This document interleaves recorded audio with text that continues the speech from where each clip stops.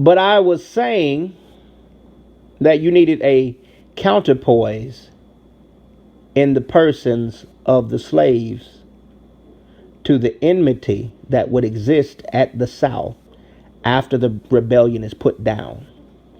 I hold that the American people are bound not only in self-defense to extend this right to the freedmen of the South, but they are bound to their love of country and by all their regard for the future safety of those southern states to do this.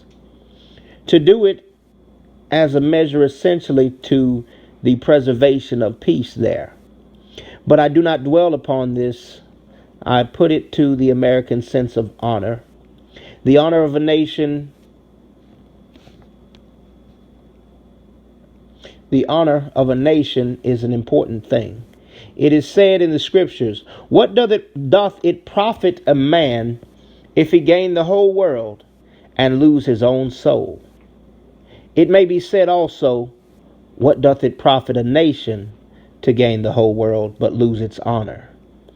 I hold that the American government has taken upon itself a solemn obligation of honor to see that this war, let it be long or let it be short, let it cost much or let it cost little, that this war shall not cease until every freedman at the South has the right to vote.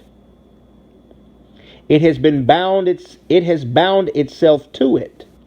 What have you asked the black men of the South, the black men of the whole country to do? Why have you asked them to incur the deadly enmity of their masters in order to befriend them, or in order to befriend you and to befriend this government?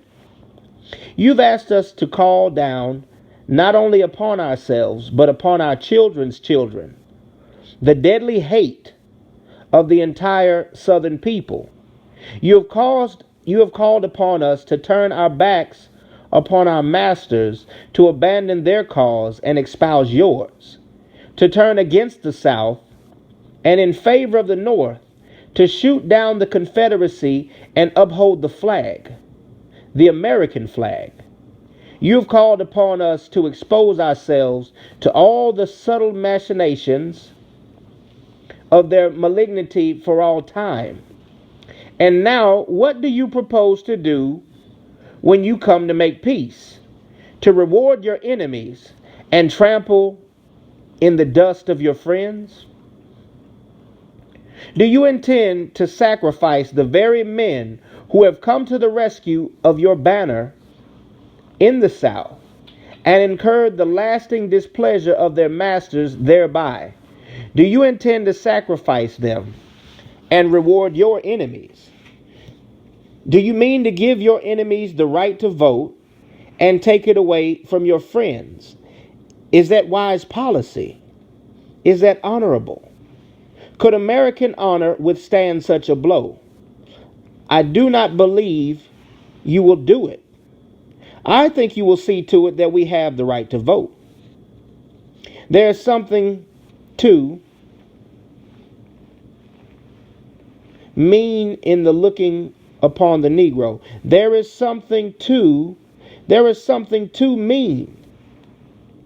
There is something too mean in looking upon the Negro. When you are in trouble as a citizen, there is something too mean in looking upon the Negro when you're in trouble as a citizen, and when you are free from trouble as an alien.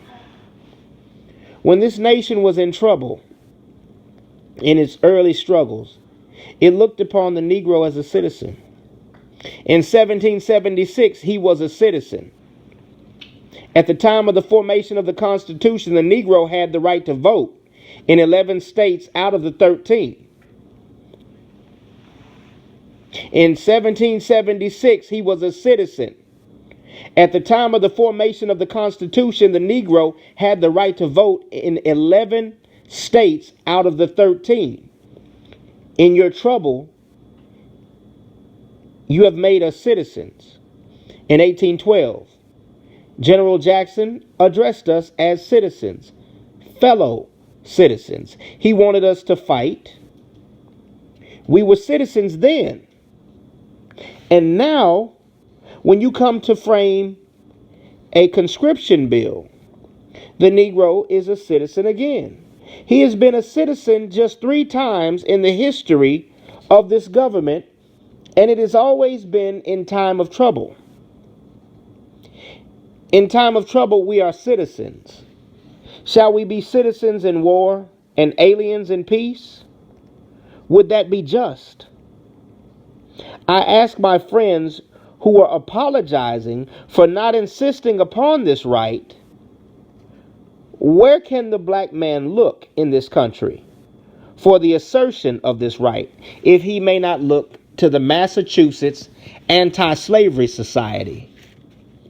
Where under the whole heavens can he look for sympathy in asserting this right if he may not look to this platform?